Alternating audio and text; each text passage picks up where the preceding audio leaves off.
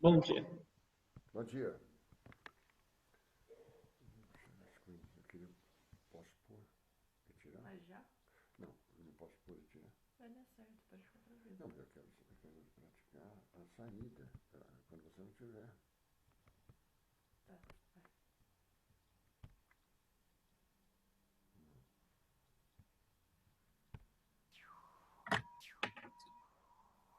Tá, eu ouvi o que tá falando, você muta aqui, ó.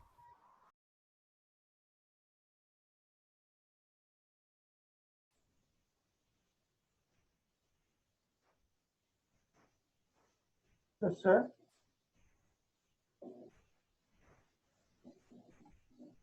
Professor, consegue ouvir? Não conseguimos te ouvir. Tenta se conectar pelo celular, professor.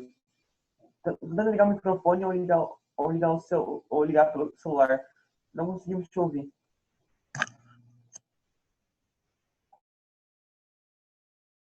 Ele simplesmente desligou o microfone, estava funcionando quando eu cheguei. Ah, nossa. É só ligar. Rodrigo, o que aconteceu? Nada, ele desligou o microfone. Se ele quiser falar, ele tem que ligar o microfone. Professor, aperta o botão no microfone. Acho que está conectado dessa vez.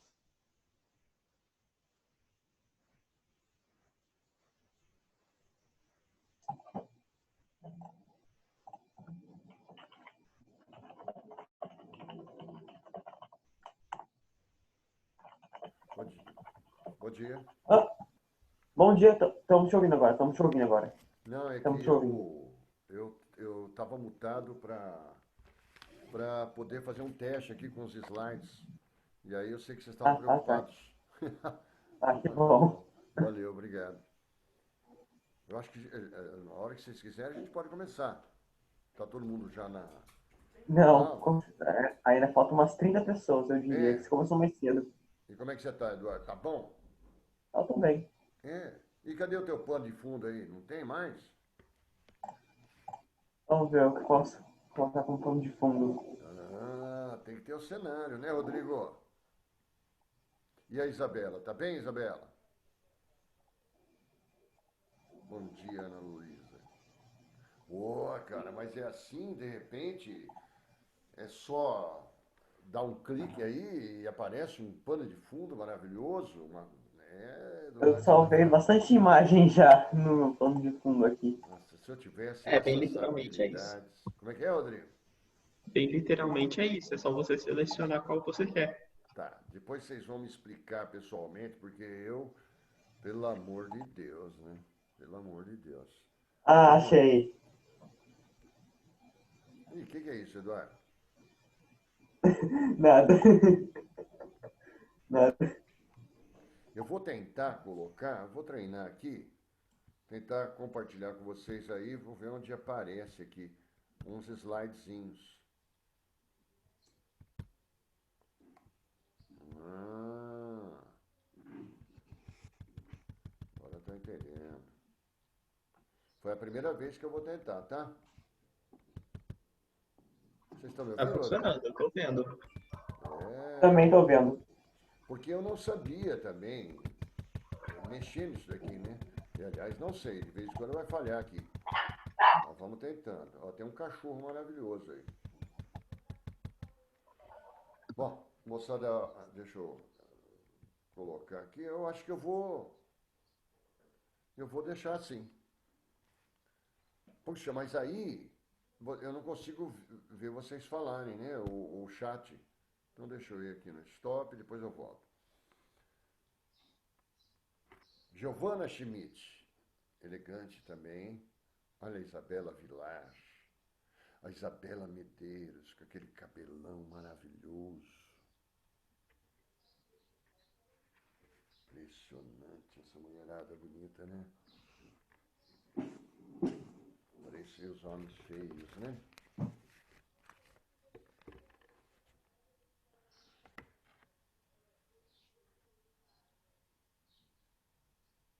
Podemos começar? Pode, Rodrigo. Eduardo, você que manda aí, cara.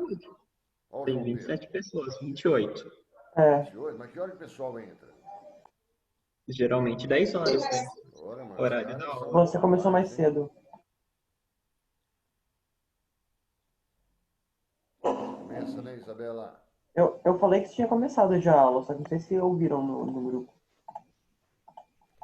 Vai bater aqui, Eduardo, 10 horas.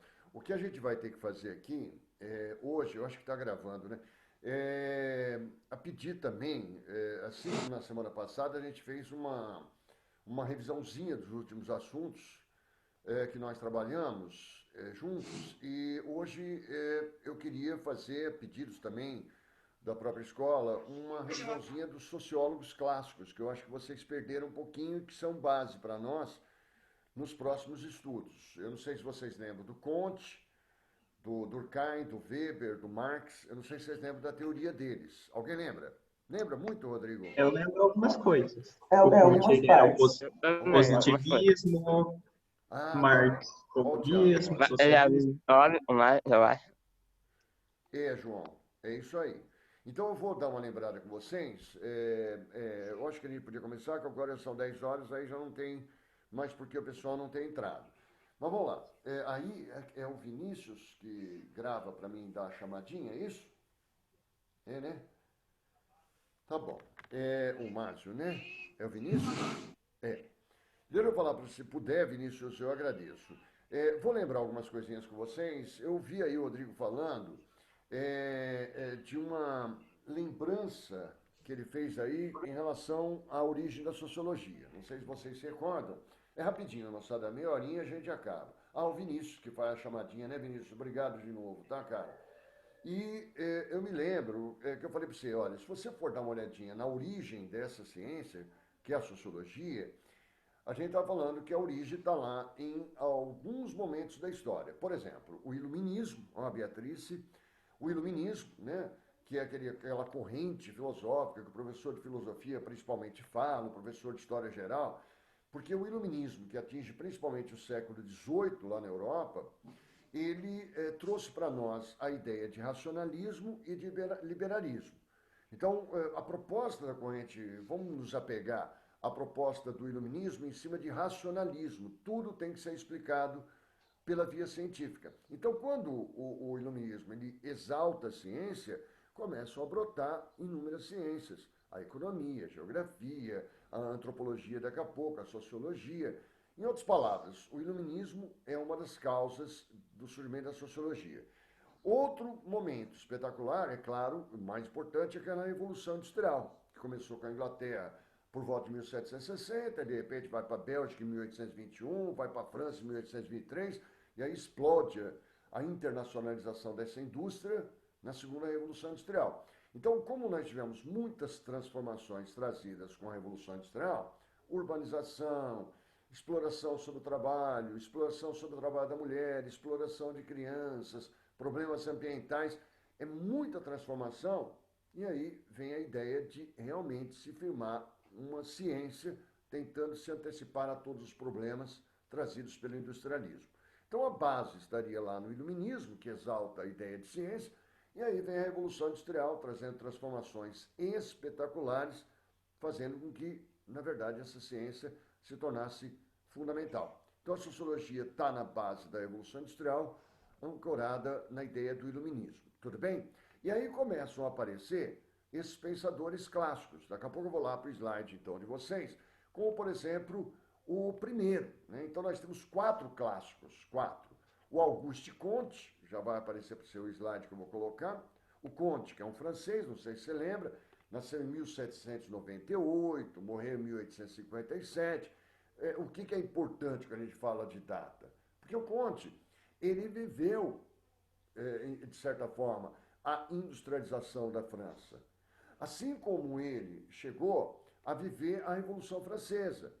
Aliás, ele criticou demais a Revolução Francesa, falando que ela foi muito dura exatamente porque nós não tínhamos uma antecipação aos problemas trazidos. Então ele falou assim, não é legal você ter uma revolução, porque se você tivesse uma ciência que se antecipasse aos problemas, os problemas revolucionários seriam menores, né? As consequências revolucionárias. Então, o Comte, que viveu a Revolução Francesa e viu a França industrializar, não sei se vocês se recordam, ele é autor. Aliás, sempre vou falar para você, né? O texto que eu vou colocar hoje aqui está lá no material do apoio. Então, não se preocupe, tá? Em ficar querendo acompanhar ou anotar as coisas. Está lá. Mas o Comte, ele falou num curso de filosofia positiva, uma obra, né? Uma obra, tem 6 volumes. Ele fala na lei dos 3 estágios. Eu acho que vocês não lembram mais disso. Lei dos 3 estágios, ou lei dos 3 estados, tanto faz. Ele fala, no caso, que nós, como o mundo, ele é um segredo, né? Agora só falta a Mariva ficar com inveja e mandar a gente voltar a treinar também. Também. Tá Né? alguém vazando aí. Tem, como na lei dos 3 estágios, ele fala assim, olha, o mundo é um mistério. Como que você explicava as coisas? Ele fala assim, ó, na infância de tudo, a gente explicava as coisas pelo lado teológico. Não sei se vocês se recordam disso. Mas ele fala assim, isso é a infância da explicação dos mistérios. Aí passamos para um estágio, ou um estado metafísico. O homem começou a fazer meta, né? Meta, além, física, da natureza. O homem começou a fazer abstrações para tentar explicar mistérios que ele não sabia. Estaríamos, segundo ele, aí numa juventude das explicações das coisas. E aí ele fala do estágio positivo. Eu acho que foi o Rodrigo que falou em positivismo, aonde, para ele, chegaríamos na maturidade da explicação do mundo. E a maturidade seria através da ciência. E como ele fala assim, ó, é positivo o que é explicado pela ciência, daí vem a ideia do positivismo que vocês falaram. Então, o Comte, ele inaugura essa corrente, a corrente positivista. Eu repito, ó, na lei dos 3 estágios, ele fala assim, ó, primeiro os homens explicavam as coisas pelo lado teológico. Aí ele migra, evoluindo, explicando as coisas pelo lado metafísico, né? Abstrações. Mas a maturidade vem quando o homem começa a explicar as coisas pelo lado positivo. Positivo é cientificista, quer dizer, ele exalta a ciência. A princípio, ele fala assim, ó, temos uma série de ciências. Tem matemática, tem física, tem química, tem biologia. Temos que ter uma ciência que explique e se antecipe aos problemas sociais. Aí ele chamou de física social, o que mais tarde a gente vai chamar de sociologia. Então, Comte é inaugurador realmente do positivismo, né? É muito interessante isso, porque ele exalta em todos os momentos a ideia da ciência, né? E aí ele vem falar, agora eu quero ver se você vai se recordar, ele vem falar em 2 princípios sociais, dinamismos sociais. Não sei se você lembra, né? Ele fala assim, ó, vamos chamar de princípio, porque ele fala assim, ó, são 2 princípios. Existe o princípio, vamos ver se você vai se recordar agora, estático e o dinâmico. Então ele fala assim, toda sociedade que tem, toda sociedade precisa ter ordem. Lembra da palavrinha? Ordem. Precisa ter regras, uma constituição, forças armadas, um governo constituído.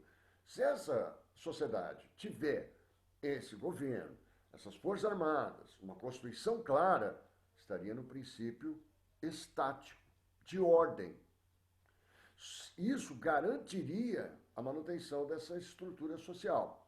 Agora, se de repente essa sociedade partir para um industrialismo, uma urbanização, uma organização mais complexa, ela entraria num princípio dinâmico, de progresso. Mas eu me lembro que eu falei para você assim, o que ele exalta, ele, o Comte? Ele exalta, ele acha o máximo o princípio dinâmico, industrial, urbano, sociedades complexas, mas ele valoriza o estático. O estático é da ordem, porque ele acredita que se você não tiver ordem, você nunca chegaria ao progresso. É a ideia do evolucionismo, que está ultrapassado. Quer dizer, eu até me lembro que eu falei assim, ó, quem garante, Tiago, Ross, que é fundamental para você ter, quem garante que para você ter progresso você precisa de ordem? Mas a ideia da bandeira do Brasil, o professor de História do Brasil falou para vocês certamente que o positivismo ele influenciou demais o surgimento da República e nos primeiros anos da República Brasileira, o positivismo esteve muito presente, né? Tanto que a bandeira brasileira, feita em 1890, quer dizer, ela cria esse lema ordem e progresso. Mas ele valoriza, ele Conte, basicamente o princípio estático da ordem. Se tiver ordem, a sociedade se manteria. Se der para chegar no dinâmico, no industrial, urbano, que eles falam, estaríamos num grau mais evoluído de uma sociedade. Eu vou lá, senão vocês ficam olhando para mim e eu fico enchendo o teu saco. Então eu vou lá no slide, que agora eu coloquei para você. Tudo bem? Você está me vendo aí? Está tudo caindo aqui. Professor, Oi, uma pergunta. pois não. Um exemplo de influência positiva seria a campanha de vacinação que foi feita no início do século passado, que gerou a revolta da vacina. Olha, quem que está falando? Eu, Thiago. Tiago. Tiago, isso. Tiago, desculpa. Tiago, aí nós teríamos que analisar melhor o que foi essa revolta da vacina. Vamos lá, eu não sei se vocês já estudaram essa revolta da vacina. O que aconteceu? A capital do Brasil era Rio de Janeiro. Linda, maravilhosa, sensacional cidade do Rio de Janeiro. A cidade que eu sonho um dia morar, né? Só que ela está muito mal cuidadinha. Quando, Tiago, você tem a queda do segundo reinado, em 1889, e a ascensão da República, em 1889 ainda, começando aquela primeira República, que eu não sei se vocês se recordam, essa primeira República, a República Velha, ela teve os seus primeiros anos militares, né? Então você pega lá, de 1889 a 1894, Tiago, você teve lá o Deodoro da Fonseca, uma grave crise, que foi a crise do encilhamento, não sei se vocês já estudaram isso, moçada? Já, Tiago? Que é uma grave crise econômica provocada pelo Rui Barbosa e tal. E quando Deodoro da Fonseca é eleito presidente, fica 7 meses. Ele primeiro foi presidente provisório, encilhamento, nada se ajustou no Brasil. Aí vem ele eleito presidente porque forçou uma barra, ficou 7 meses, renunciou, teve a revolta da Marinha. Aí veio Floriano Peixoto, assumindo o governo em 1891 e traindo a Constituição, que ele não podia fazer o que fez. Aí estourou a segunda revolta da Armada, estourou a Revolução Federalista, a crise econômica era muito braba. Só foi uma tragédia os primeiros anos dessa República. Quando essa República, em 1894, passou a ser comandada pelos cafeicultores, que aí é aquela fase que o professor fala, política feculente, política dos governadores, coronelismo, etc., essa República se viu destroçada, Tiago. E ela precisava mostrar por que veio, porque até então, só com crise, ela não tinha mostrado pelo que tinha vindo. Só teve problema. Repita, é volta da Armada, é presidente assumindo que não deveria, é Revolução Federalista, é crise econômica do encilhamento.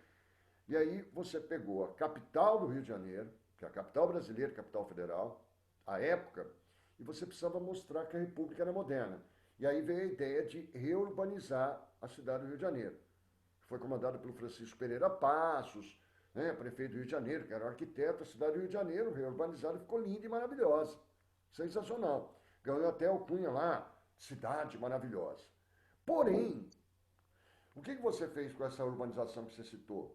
Você jogou para fazer as avenidas largas, para você poder fazer o Rio de Janeiro ficar nos moldes dos boulevards parisienses, né? A capital calçadão, né? Na orla. Para fazer tudo isso, você jogou a população que vivia no centro da cidade ou nas regiões centrais para a periferia. Essa população vai se revoltar. E aí vem desculpe me alongar, Tiago, mas aí vem a cidade linda, maravilhosa, mas cheia de doenças, como febre amarela, varíola, sarampo. E aí vem Oswaldo Cruz na ideia de fazer aquela política de saneamento. E por isso eu tenho uma dúvida, né, Tiago? Quando você fala assim, quando você faz... O problema da revolta da vacina foi que a vacinação se tornou obrigatória. Então, por que essa revolta da vacina? Porque a população, na reurbanização do Rio de Janeiro, se revolta por ser jogada na periferia, porque a cidade urbanizada não foi benéfica para a população menos favorecida. Quando vem a vacinação obrigatória, me dá a impressão de que a população arrumou um mote para se revoltar. Mas ela não estaria revoltada com a vacinação obrigatória, principalmente. Ela estaria revoltada com a reurbanização que a afastou das praias, que a jogou para a periferia, que a fez habitar os morros. Então, pode parecer a ideia da vacinação como uma ideia positivista, cientificista, mas me dá a impressão, Tiago, que a gente teria que melhor estudar isso daí. Porque a revolta da vacina, ela se deu, se foi pelo lado científico, num momento muito pouco esclarecedor para a população. Mas me dá a impressão, principalmente, que a revolta da vacina se dá não por uma ação racional. Aí o Conte fala assim, isso não foi racional. Você estabeleceu uma vacinação obrigatória com uma população que não sabia nem que era vacina. Então, pode aparentar para o mundo esse racionalismo, mas eu acho que a questão é muito mais embaixo. Não sei, Tiago, mas é uma coisa para se estudar. Tudo bem? Eu vou para o outro, vou lembrar de algumas coisinhas, mas eu gosto de bater papo sobre... isso é importante que você falou, Tiago. Outro cara, moçada, ó, vou apontar aqui, ó, o Émile Durkheim. Tá vendo aqui? Não sei se vocês lembram do Durkheim. É fácil, moçada. O Durkheim também é francês. Olha, eu estou apontando a flechinha, estão vendo? O Durkheim também é francês, ele é positivista, ele é também altamente cientificista, como é o Durkheim. Ele é autor, o Durkheim, não sei se vocês lembram, de obras espetaculares, como da divisão social do trabalho, e principalmente o suicídio. Não sei se vocês se recordam, onde ele faz uma análise dos tipos de suicídio, né? Onde o Durkheim fala assim, ó, tem o suicídio altruísta, quando é por uma causa, o egoísta, né? A pessoa que não suporta o peso da vida, ela com ela mesma. Tem o suicídio anômico, no momento de crise, o cara não suporta viver aquela crise, de repente ele se mata. Então, mas o importante do Durkheim nessas obras, como o suicídio, é que ele trouxe para a sociologia a ideia da estatística. Ele falou, estatística é fundamental para os estudos da sociedade. Então, muito legal. Mas o Durkheim, além de falar, ele coloca umas coisas novas que o Comte não colocou. Por exemplo, ele fala em consciência coletiva. Ó, vai estar tudo aqui. Ou seja, a sociedade prevalece sobre o indivíduo. E, entre outras coisas, não sei se você lembra, ele fala também nos fatos sociais. Então, ele fala assim, ó, o grande objetivo de um sociólogo é o estudo dos fatos sociais. Alguém se recorda do que é fato social? Onde ele fala assim, ó, fato... Fala, João. Não sei, não seria ela, eles, mandamento, e a sociedade meio que impõe na gente, pra gente conseguir ver a sociedade, a gente tem que seguir essas coisas, tipo, exterioridade, generalidade. Isso, João. Maravilhoso. Porque ele fala isso que o João está falando. Toda a sociedade tem os seus fatos sociais. Então, para o Durkheim, João, o que são os fatos sociais? São as regras, as formas de conduta, a forma de vestir, a forma de morar, a forma de comer, os símbolos que a gente usa. Na verdade, são os fatos sociais. Cada sociedade tem, segundo ele analisa, as sociedades são várias. Cada sociedade tem as suas regras, seus costumes, suas formas de lazer, sua forma de morar, sua forma de vestir. E aí ele fala assim, olha, cada sociedade é uma. Aí ele vai falando que o João colocou muito bem, na verdade. Quando a gente nasce, nós somos socializados. E é ali que a gente vai adquirir na família, depois na escola, essas regras, as formas de pensamento. Quer dizer, os fatos sociais, regras, formas de pensamento, forma de pensar, de vestir, de morar, os valores, os símbolos, a língua, cada sociedade tem uma. Nós somos socializados e aprendemos a absorver ou absorvemos esses fatos sociais, quer queira, quer não. Então, o que o João falou, eles são exteriores a nós. É exterioridade. Quando a gente nasceu, as regras, os valores, as formas de conduta já estavam estabelecidos. Na socialização, a gente vai absorvendo isso.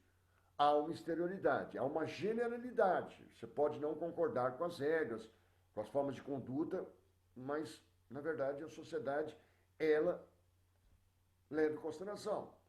E se você, segundo o Durkheim, não admitir essas regras, forma de conduta, forma de vestir, há que o João acho que você também citou, a coercitividade. Quer dizer, nós seremos punidos pela nossa sociedade. Pode ser na coerção, por sanções, ele usa o termo sanção, né? Punição. Sanções legais ou pode ser espontâneas. Aí, por exemplo, nós estamos vivendo um momento difícil, né? Então eu passo na rua, por exemplo, pô, tá falando, é para usar máscara. Eu vejo um neguinho sem máscara, eu vou ter uma sanção que ele chamaria, uma punição que eu daria para a pessoa, que seria de rejeitar o fato do cara não estar usando a máscara, né? Então é uma sanção, né, espontânea minha, rejeitando quem não está se cuidando, cuidando das pessoas. Mas pode ser por lei, como em algumas cidades, como Londrina. Ó, se não usar máscara, vai ter multa. Então, quer dizer, ele fala em fatos sociais. Fatos sociais que ele, Durkheim, fala assim, ó, toda regra tem os seus fatos sociais, que devem ser estudados como coisas. Ou seja, um cientista social não pode analisar os fatos sociais de uma outra sociedade, levando em consideração os fatos sociais da sua. Ele teria que ser neutro. Tudo bem? Aí, ele vem falando em fato social normal, vou baixar um pouquinho aqui, ó, e patológico. Não sei se vocês se recordam disso. Se recordam? Ó, eu estou mostrando a imagem para vocês aqui, ó. Aqui está o nosso tal de Durkheim, né? E ele fala em fatos sociais normais e patológicos. Fala. Quem ia falar? Pode falar, João. O normal seria o patológico seria ele que não acontece por muito tempo, o normal seria que acontece por bastante tempo. Olha, Seria mais ou menos isso? varia, João, varia um fato social normal de uma sociedade para outra. Quando a gente vai, vamos pegar o exemplo da pandemia que nós estamos vivendo. Vem bem a calhar, né? A pandemia que nós estamos vivendo seria um fato social, por enquanto, eventual, patológico, doentio, né? Porque, veja bem, o fato social normal, estamos vivendo a nossa vida normalmente, de repente vem uma pandemia, nós estamos no ensino remoto, nós estamos usando máscara, nós estamos com medo de conversar com as pessoas, de tocarmos nas pessoas, nós estaríamos vivendo um momento patológico. Quer dizer, mudou tudo.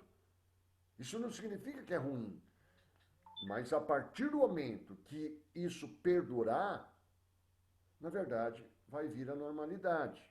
O pessoal chama de novo normal, né? Então, o patológico é o eventual. É o exemplo, né? Que eu dei para vocês, por exemplo, lá, sei lá, da AIDS, que vocês não viveram. Quando apareceu, mudou tudo. Então, vivemos um momento patológico, eventual.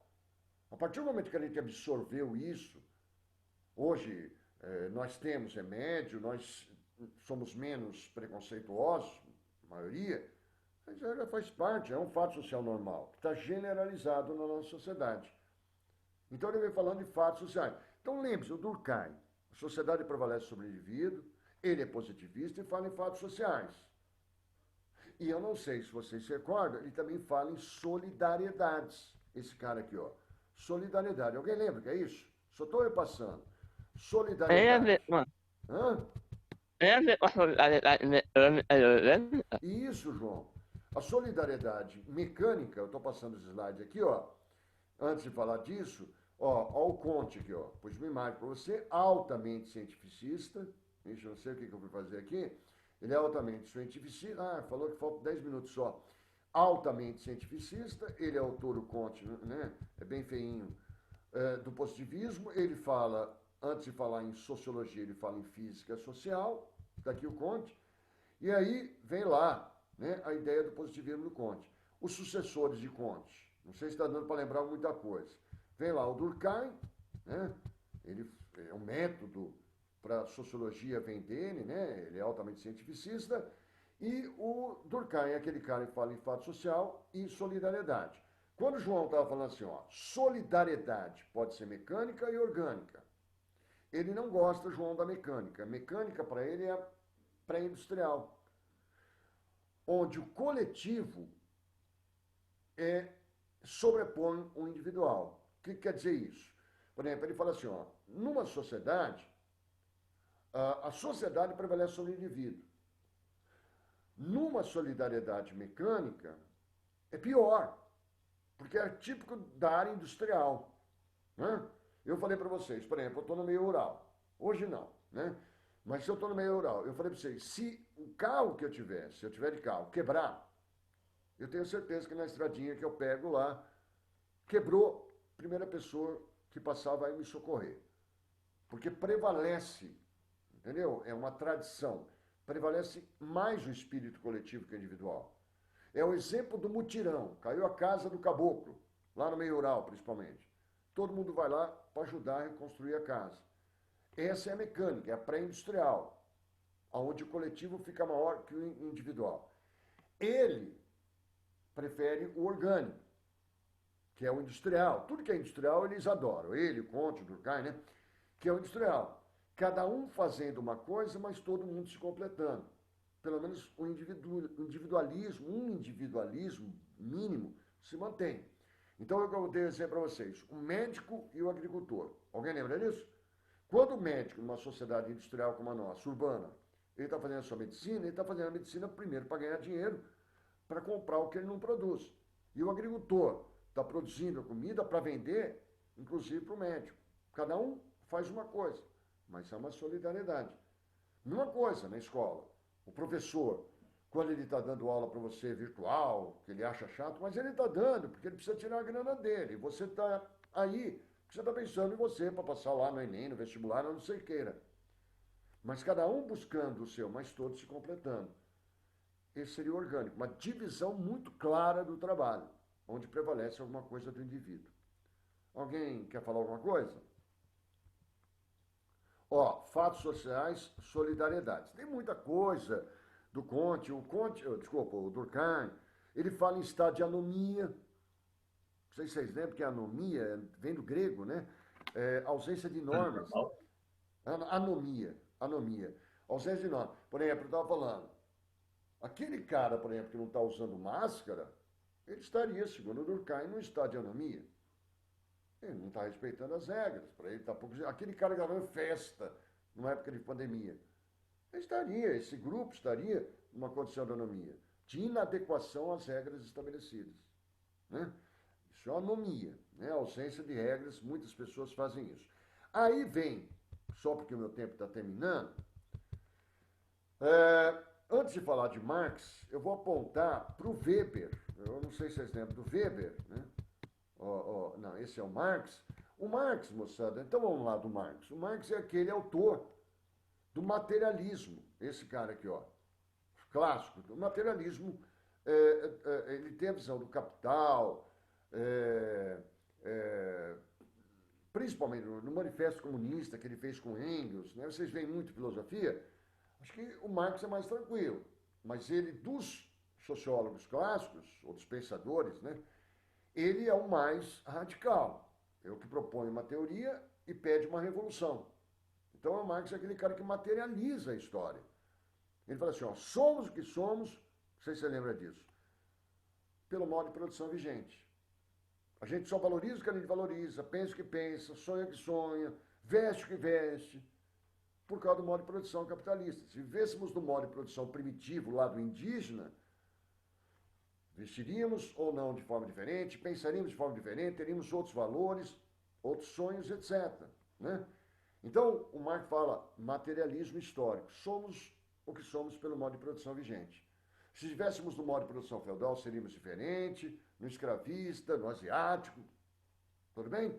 E aí ele vai fazer a sua crítica ao capitalismo, falando que a principal, eu estou olhando o relógio, a principal diferença entre os homens e os animais é a capacidade do homem de trabalhar.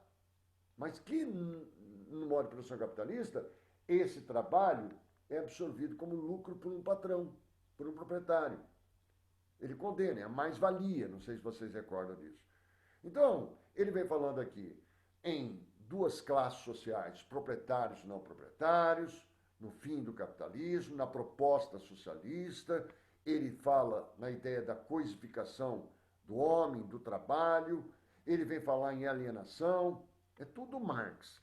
E o Weber, que vai acabar meu tempo aqui, está faltando uns 4 minutinhos, moçada. Puta, eu acho que eu te encho o saco, né, cara? Eu encho o saco, né? Para mim, passa tão rápido, para vocês deve ser terrível. E aí, sempre vai indo e voltando nesse meu resuminho, tá? E aí o Karl Marx vem falando de desigualdade social, proletariado, burguesia, e aparece o senhor o Durkheim de novo, o primeiro sociólogo, e aí aparece esse Max Weber. Não sei se vocês lembram disso. O Max Weber também é alemão. Você vê o Comte e o Durkheim franceses, o Marx é alemão e o Weber também é alemão. E o Weber é aquele cara que vem falando em ações sociais. O grande mote dele, né, da sociologia dele, seriam as ações sociais. O que seriam as ações sociais? É toda ação individual dotada de sentido. O que é isso? É toda ação individual que leva em consideração o outro. Então, se eu abrir um guarda-chuva, só lembrar desse exemplo, segundo Weber, está chovendo, eu abri um guarda-chuva para me proteger, isso não é ação social, porque foi para mim. Agora, se eu abrir o guarda-chuva para Isabela ou para Beatriz, opa, é uma ação social, porque eu levei o outro em consideração. E segundo ele, é isso que move a sociedade. São as ações individuais dotadas de sentido, que ele chama de ações sociais. Aí ele classifica, não sei se você lembra, ação social afetiva, ação social tradicional, racional em relação a valores, a finalidades, mas é uma coisa um pouco mais profunda, mais longa. E o Weber também fala numa obra chamada, isso é importante, A Ética Protestante e o Espírito do Capitalismo, a Ética Protestante e o Espírito do Capitalismo, ele faz uma análise de como o protestantismo calvinista, principalmente, ele conseguiu dar uma ética ao capitalismo, coisa que não existia. Porque quando você tinha basicamente o cristianismo católico no mundo ocidental, você fazia a busca de lucro, mas você fazia pensando, você já fiz aqui, basicamente, será que eu mereço? Será que eu não estou explorando alguém e tal? Você travava. Aí vem o calvinismo e fala, não, se você trabalhar, enriquecer, é porque Deus está feliz com você. Estou sendo grosseiro porque o tempo está acabando. Então, só lembre desses momentos, né? O Comte, física social, que é a primeira, ele veio com a ideia do positivismo, tudo tem que ser explicado pela ciência. Lembre-se do Durkheim, fatos sociais, ele fala em solidariedades. O Marx, o grande crítico ao capitalismo, já acabou meu tempo, desculpa, vai bater, eu não vou me despedir, provavelmente, né? Crítico, socialismo, e Eduardo, vem o Weber falando principalmente em ações sociais. Desculpa, não deu tempo para vocês falarem. Eduardo, você ia falar? Se acabar o tempo, eu já estou me despedindo, tá? Ok, é mais tchau. educação. Foi tão chato assim? Não. Deu para lembrar, Rodrigo, alguma coisinha desses caras? Deu Deu? para Bastante Vocês coisa. vão recapitular. precisar, moçada, muito disso no terceiro ano, tá? Muito. São sociólogos clássicos, por isso que foi importante, eu acho que a gente debater em cima disso. Então, eu vou me despedir se der tempo. Até a próxima, e na próxima a gente vem com matéria normal. Tudo bem? 10 segundos. Se cuidem, moçada. Não é tempo de achar que está tudo bem, porque as coisas estão parecendo